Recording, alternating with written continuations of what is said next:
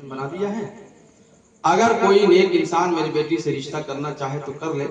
मेरे पास जितनी जागीर है मैं सब उसके हवाले कर दूंगा। एक ही बेटी है, इसके सिवा मेरा कोई है नहीं, सारी जागीर उसको दे दूंगा।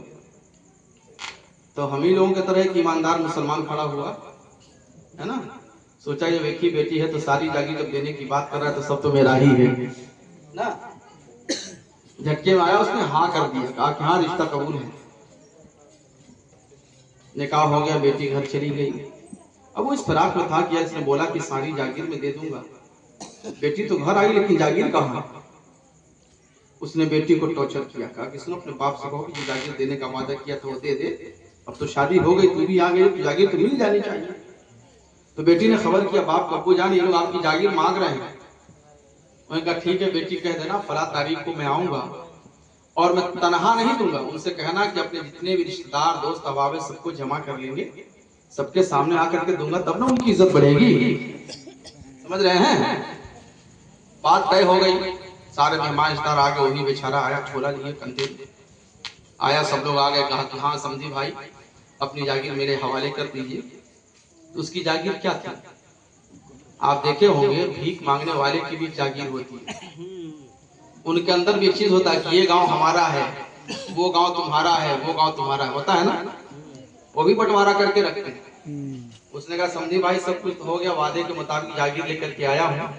झोले में हाथ डाला, निकाला कटोरा, कहा सासा मूसा बगहुश और ये मिला जुला करके पकड़ बिंडा पकड़े, ये सब मेरी जागीर है, ये आप कटोरा लीजिए, भीख मांगते रहिएगा, मैं ये इलाका छोड़ देता हूँ।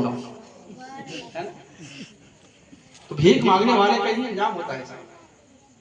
बेटी का बाप होना मजबूरी की अलामत नहीं है। याद रखिए अल्लाह के रसूल ने इरशाद फरमाया कि अल्लाह ताला जिससे खुश होता है उसको बेटी देता है। जिसके घर में बेटी पैदा होती है अल्लाह की 70 रहमतें उतरती हैं। और यही तक महदूद नहीं, जब बेटी बाप के आंगन में खेलती है तो रहमत का दरिया बहता है। बेटी जब तक बाप के आंगन में है अल्लाह उसके बाप के मुकद्दर में रिज़्क़ की बरकतें बढ़ा दिया करता है।